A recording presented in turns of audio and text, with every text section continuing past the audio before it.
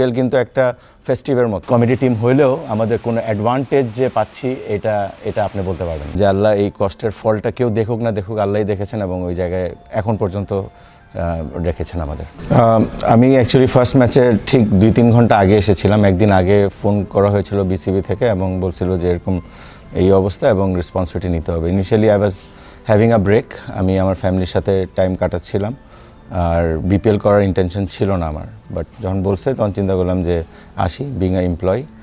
ইট ওয়াজ আ challenge এবং যখন আসি মানে আমার কাছে মনে হচ্ছিলো যে পুরো সাগরের মাঝখানে আমাকে ছেড়ে দেওয়া হয়েছে, বিকজ আগে যেটা ছিল কী ছিল এটাও কিন্তু জানা ছিল না। সো এখান থেকে এসে ফার্স্ট ম্যাচটা খেলার পর থেকে মানে দ্রুত টাইম ফ্রেমটা খুবই কম ছিল। যখন ঘুরে দাঁড়ানোর ব্যাপারটা থাকে তখন কিন্তু টাইম ফ্রেমটা ওই হিসাবে খুব কম ছিল।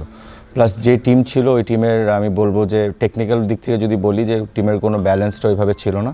দে were good bowling attack but they were lack of batsman. তো এটা আমরা ওভারসিজ নিয়ে কভার করেছি, বাট ওই ওভারসিজে যে প্রক্রিয়াটা হয় এটা অন্যান্য টিম যেটা 1-1.5 মাস ধরে পেয়েছে আমরা ওইটা 3-4 দিনের মধ্যে করতে হয়েছে। সো ডে নাইট কষ্ট করতে হয়েছে। সুমন ভাই ছিলেন, বাউল ভাই ছিলেন, সবাইকে মিলে। বাট গ্ল্যাড যে আল্লাহ এই কষ্টের ফলটা কেউ দেখুক না দেখুক আল্লাহই দেখেছেন এবং ওই জায়গায় এখন পর্যন্ত রেখেছেন আমাদের।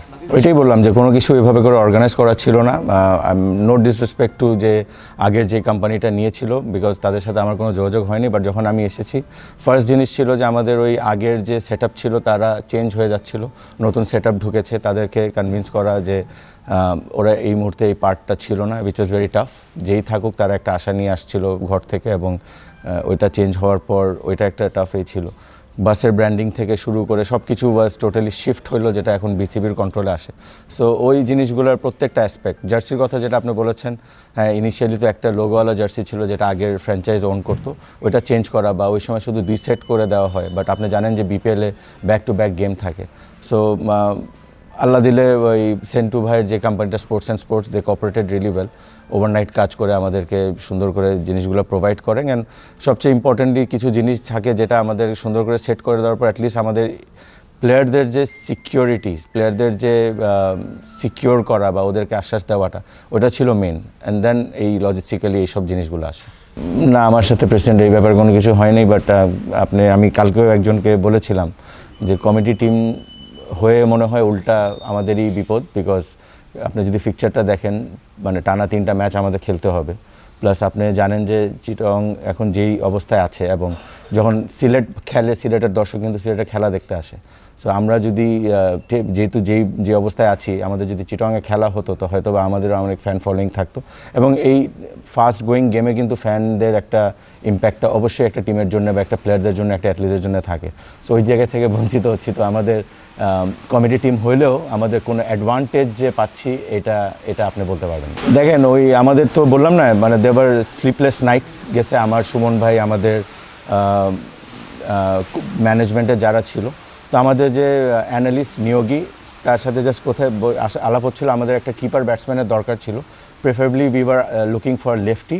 বাট আপনি জানেন যে ড্রাফট হয়ে গিয়েছে, চারিদিকে কিন্তু অনেক ফ্র্যাঞ্চাইজ ক্রিকেট চলছে। তো আমাদের কাছে ওই অপশন, ওই লাক্সারি ছিল না যে আমরা ওই প্লেয়ারদেরকে মানে ভালো প্লেয়ার পাবো, ওই সময় লিমিটেশন ছিল। তো নেপাল প্রিমিয়ার লিগ থেকে তখন আমাদের অ্যানালিস্ট বললো যে এরকম রসিংটন খুব ভালো খেলেছে। তো ইন্টারেস্টিং পার্ট হলো যে আমি জানি না এটা রেকর্ড কিনা, বাট একদিনের মাধ্যমে ওকে উড়ে আনা, ওকে ওইখানকার ইংল্যান্ডের টাইমের 10টার দিকে ওকে জানানো হয়, ওর নেগোসিয়েশন করা হয়, এনওসির ব্যাপারটা থাকে। লাকিলি ফ্লাইট সিলেটে নাম ছিল। সো ওইভাবে কনভিন্স করা, বাট মানে ওর জন্য খুব আনফর্চুনেট যে বিজনেস ক্লাস সিট ছিল না, প্রিমিয়াম ইকোনমিতে সে এগ্রি করে আসার জন্য এবং সে এসে পরের ম্যাচটা খেলে। তো ওই ম্যাচটা ওর জন্য খুবই ডিফিকাল্ট ছিল, ওভারনাইট স্লিপলেস নাইট এসে খেলা, পারফর্ম করতে পারেনি। But he is going really well. তো দোয়া করবেন যেন সে সামনেও কন্টিনিউ করে। ওয়েল আমি তো মানে being a manager of A team আমি আমার ফিলিংটা বলতে পারি, but there R other aspects যেটা হয়তো বা বিসিবি চিন্তা করে। আমি অ্যাকচুয়ালি জানি না বা আমার সাথে ওই ধরনের কমিউনিকেট হয়নি। আর আপনি জানেন যে it's a fast going tournament যেখানে আমরা নিজের টিমকে নিয়েই চিন্তা করছি। So we don't know. আমরা জানি হঠাৎ করে জানানো হয়েছে logistically we were ready to go to Chittagong, and then এটা ডিসাইড হয় যে চিটাগংয়ে খেলা হবে না। তো ওইভাবেই আমরা অ্যাপ্রোচ করেছি। কেন হয়নি বা কী কারণে হয়নি এটা বিসিবি কর্মকর্তারাই বলতে পারবেন। There should be a specific reason. দেখেন বিং আ ওইখানকার দর্শক তো ডেফিনেটলি চাবে যে বিপিএল কিন্তু একটা ফেস্টিভের মতো, আমরা যেখানেই যাই BPL itself is like a festive অনেকের জন্য যারা ক্রিকেট ফলোয়ার্স থাকে। তো ওরা যেহেতু বঞ্চিত হচ্ছে ওরা তো এটা চাবেই, but moral end of the day স্টোরিটা কী বা কী রিজন বিহাইন্ড এটা যারা ডিসিশন নিয়েছেন তারা বলতে পারবেন। এক্সপেকটেশন আপনি যদি নাইমকে দেখেন ওভার লাস্ট 2-3 ইয়ার্স কিন্তু ভেরি কনসিস্টেন্ট ডোমেস্টিকে পারফর্ম করছে সে, এবং ওর অ্যাপ্রোচটা অনেক চেঞ্জ হয়েছে। এখানেও সেম, এখানে অনেক ধরনের ওই 1,10,000,000 কথা বলছিল। দেখেন ওই সময় টেবিলে যারা ছিলেন ইটস নট দ্যাট যে একটা টিমই ছিল, হয়তোবা 2টা বা 3টা টিম মনে করেছে তার যার কারণে তার প্রাইসটা গিয়েছে। সো এবং এখন যে ইনিংসগুলো সে খেলছে, যেভাবে সে খেলছে, যে অ্যাপ্রোচে সে ব্যাটিং করছে, খুব ইম্প্যাক্টফুল ইনিংস খেলছে, এবং এখন তো দেখে তা মনে হচ্ছে ইটস ওয়ার্থ ইট।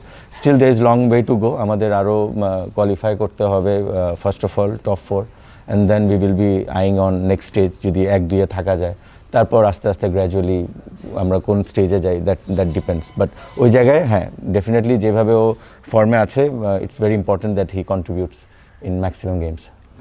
আমি যেটা মনে করি যে প্লেয়ার্স ফার্স্ট স্টেক হোল্ডার হয়, অ্যাট দ্য সেম টাইম কিন্তু management is also very important. আমি জানি না মানে আমরা কতটা ভ্যালু দেই, এটা আপনারা ভালো বলতে পারবেন, বাট একটা ভালো ম্যানেজমেন্ট কিন্তু মানে এনভায়রনমেন্ট এবং কালচার টোন করে, এবং ওইখান থেকে কিন্তু বাদবাকি প্লেয়ারদের উপর ইম্প্যাক্ট ফেলে বা অ্যাজ এ টিম ইম্প্যাক্ট ফেলে। সো আমরা উই আর প্রাউড দ্যাট যে আমাদের যে ম্যানেজমেন্টগুলো আছে দে আর ভেরি মাচ কোয়ালিফাইড বলবো, ভেরি মাচ এক্সপিরিয়েন্স বলবো, এবং যেভাবে জেল আপ হয়েছে in very short period of time, that's amazing. So এটা আমার দিক থেকে একটা কথা যেটা আমি ওভার ইয়ার শিখে এসেছি, যে ক্রিকেটে যেরকম কোচ, ট্রেনার, ফিজিও ইম্পর্টেন্ট হয়, ওইভাবে কিন্তু ম্যানেজার এবং টিম ডাইরেক্টরদের রোলটাও কিন্তু খুব ইম্পর্টেন্ট। সো আপনি এটা ওই জায়গায় ক্রিকেট রিলেটেড যারা থাকে বা যারা experience, it's very important to be on board, এবং ওইভাবে যদি ওর আন্ডারে যদি মেনটেন করতে পারেন আমার মনে হয় যে এন্ড রেজাল্টটা ভালো হয়। What we can do is we can create a good environment, we can create a solid culture, এবং এখান থেকে কিন্তু প্লেয়ারদের জন্য এটা ইজি হয়ে যায় টু পারফর্ম। টিম ডাইরেক্টর না, আমি টিম ম্যানেজার হিসেবে, আচ্ছা না ডেফিনেটলি আমি এটাকে খুব চ্যালেঞ্জিং হিসাবে নেই, বিকজ এটার ডেপথে আপনি যত কাজ আছে আপনি যদি অতটুকু করেন there is lot of work. আর আপনি যদি মানে যেটা অনেকের পার্সপেক্টিভ থাকে যে রুমে থাকবো আর ডেইলি অ্যালাউন্স দিব আর টাইম দিব, তাহলে অতটুকু কাজ আছে। So that's the difference between যে আপনি কাজটাকে কীভাবে গ্রহণ করতেছেন। I try to get into the psychology of each players so that each players are happy, so that এক একজনের এইভাবে অপারেট করার। দেয়ার আর আদার অ্যাসপেক্টস অলসো, যে আমি চেষ্টা করি যে কেউ যেন আমাকে প্রশ্ন না করে তার আগে জিনিসটা রেডি থাকে।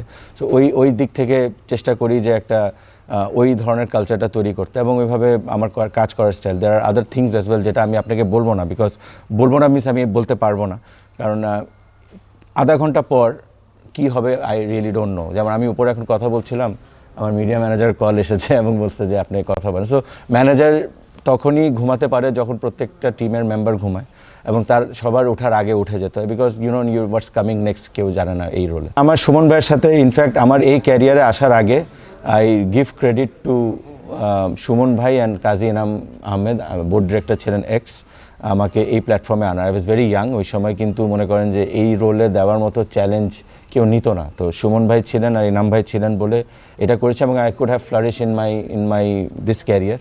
So really thanks to them. And যখন সুমন ভাই সাথে কথা হইলো, বললেন যে উনি আছেন এখানে, সো আমাদের কাছে মনে হলো যে আবার আমাদের সেই রিউনিয়নটা হয়েছে, and we will rock again. So দেখেন বিপিএলেও এরকম আগে অনেক ফ্র্যাঞ্চাইজ ছিল যেখানে কিন্তু এভাবে প্রফেশনালি কিন্তু খেলেছে team. So it's all about how you operate, it's not about BCB যথেষ্ট করে, যথেষ্ট টুর্নামেন্ট থাকে, এবং ওই অতটুকু ভেকেন্ট ক্যালেন্ডারে জায়গা থাকতে হবে যে টুর্নামেন্টটা করার মতো। এই মুহূর্তে বিসিএল, এনসিএল যেগুলো হচ্ছে এগুলো যদি প্রপারভাবে হয় এবং প্রপার গাইডেন্সের আন্ডারে যদি হয়, আই এম শিওর আমাদের ডোমেস্টিক ক্রিকেটটাও ওই পর্যায়ে চলে যাবে।